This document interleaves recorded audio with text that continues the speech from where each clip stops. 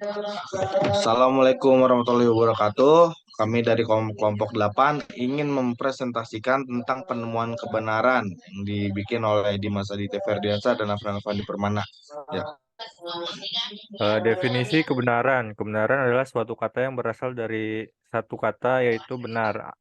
Apa yang dimaksud dengan benar? Benar adalah suatu penyesuaian antara pikiran dan kenyataan. Ketika apa yang ada dalam pikiran kita dan kemudian itu menjadi kenyataan pada umumnya, maka itu bisa disebut benar. Namun, posisi kebenaran menjadi hal yang ditentang dalam filsafat. Dengan kata lain, filsafat justru mengajukan pertanyaan-pertanyaan perihal klaim tentang kebenaran atau mempertanyakan kebenaran. Mengapa demikian? Karena kebenaran bersifat tidak akan pernah final, dan dengan kata lain, suatu kebenaran pasti bersifat dinamis, tidak akan pernah berhenti, tidak akan pernah sampai pada titik selesai. Cara penemuan kebenaran. Bagaimana cara menemukan sebuah kebenaran? Di sini kami akan menjelaskan bagaimana cara menemukan kebenaran dan bisa dilihat dengan cara ilmiah dan non-ilmiah dan cara-cara menemukannya. Yang pertama, penemuan secara kebetulan. Penemuan yang tanpa adanya suatu rencana dan penemuan masih belum diketahui kebenarannya. Dua, penemuan secara coba-coba, yaitu penemuan tanpa adanya keyakinan akan berhasilnya suatu kebenaran.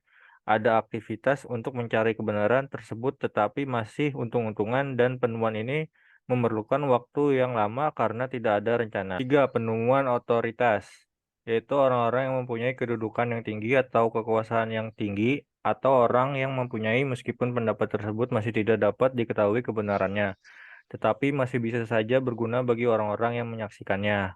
Empat, penemuan spekulatif, yaitu seseorang yang sedang menghadapi suatu masalah dan harus diselesaikan atau dipecahkan dan alternatif lain. Meskipun alternatif tersebut masih belum diyakini mengenai keberhasilannya. Yang kelima ada penemuan berpikir kritis dan rasional, yaitu berpikir secara analitis dan sintesis untuk memecahkan suatu masalah. Biasanya manusia berusaha menganalisa permasalahan berdasarkan pengalaman dan juga pengetahuan yang dimiliki untuk mengatasi permasalahannya. Jenis-jenis kebenaran. Yang pertama ada kebenaran individual. Kebenaran individual ini merupakan kebenaran yang diikuti oleh manusia berdasarkan pendapat sendiri. Yang kedua, kebenaran objektif merupakan kebenaran yang biasanya bersumber dari ajaran leluhur atau diwariskan secara turun-temurun dan sudah mendarah daging dalam masyarakat. Yang ketiga ada kebenaran hakiki, kebenaran yang sifatnya mutlak, pasti dan tidak akan pernah mengalami perubahan. Tentunya kebenaran ini bukan dari manusia, tetapi kebenaran ini datangnya dari Sang Pencipta. Selanjutnya akan dilanjutkan oleh teman saya. Ini di slide sini ada sifat kebenaran, kebenaran ilmiah dari sudut pandang subjektivitas. Subjektivitas menghendaki peranan penting dari setiap pribadi yang menilai sendiri tentang kebenaran. Artinya, sesuatu dipandang benar jika didasarkan pada pribadi atau manusia yang menilai tentang sesuatu itu. Kebenaran tolak ukurnya adalah berdasarkan subjek. Namun hal semacam ini apakah berlaku bagi kebenaran ilmiah? Sedangkan kebenaran ilmiah sangat identik dengan syarat-syarat ilmiah, menyangkut teori yang menjunjung dan sesuai dengan bukti yang ditunjang oleh rasio dan divalidasi dengan data empirik.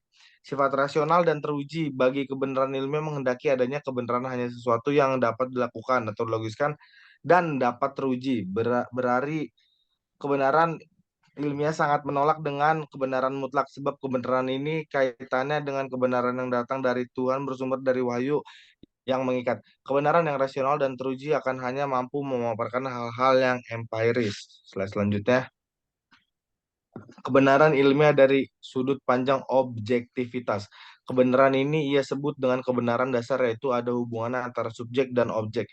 Namun hal ini juga dibantah kebenaran dasar belum mencapai tingkat dijamin ilmiah. Lantas jika kebenaran sifatnya relatif, apa gunanya manusia berpengetahuan?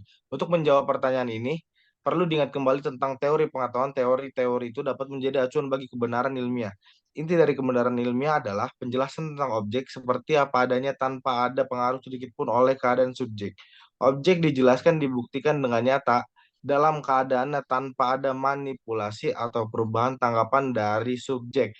Jika terjadi manipulasi, maka hal ini jelas keluar dari koridor arti kebenaran bahwa pengetahuan tidak sesuai dengan keadaan objek. Dan ini telah terjadi kekeliruan yang jelas pengetahuan ini tidak dapat diterima. Di slide selanjutnya ada teori-teori kebenaran. Ada beberapa teori tentang kebenaran yang berkembang dalam kajian filsafat ilmu. Beberapa di antaranya antara lain sebagai berikut. Teori kebenaran saling berhubungan. Coherence theory of truth. Teori ini menganggap bahwa sesuatu dianggap benar apabila pernyataan itu koheren atau konsisten dengan pernyataan-pernyataan sebelumnya yang dianggap benar.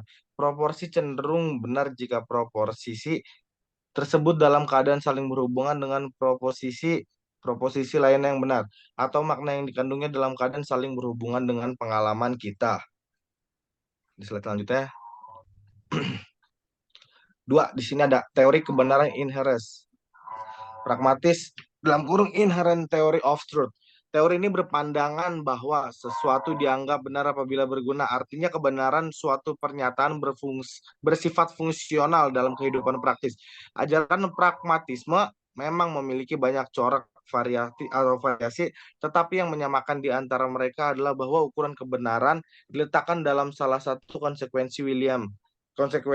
William James misalnya mengatakan Tuhan ada, benar bagi seseorang yang hidupnya mengalami perubahan karena percaya ada Tuhan. Tiga, teori kebenaran berdasarkan arti atau semantic theory of truth, yaitu proposisi itu ditinjau dari segi arti atau maknanya. Apakah proposisi yang merupakan pangkal mempunyai referen yang jelas? Oleh sebab itu, teori ini mempunyai tugas untuk menguatkan kesahan dari proposisi dalam referensinya. Teori kebenaran semantik dianut oleh paham filsafat analitika bahasa yang dikembangkan pasca filsafat Bertrand Russell sebagai tokoh pemula dari filsafat analitika bahasa. Nah, mungkin itu saja yang kita presentasikan dari kelompok 8 tentang penemuan kebenaran. Kurang lebih mohon maaf. Assalamualaikum warahmatullahi wabarakatuh.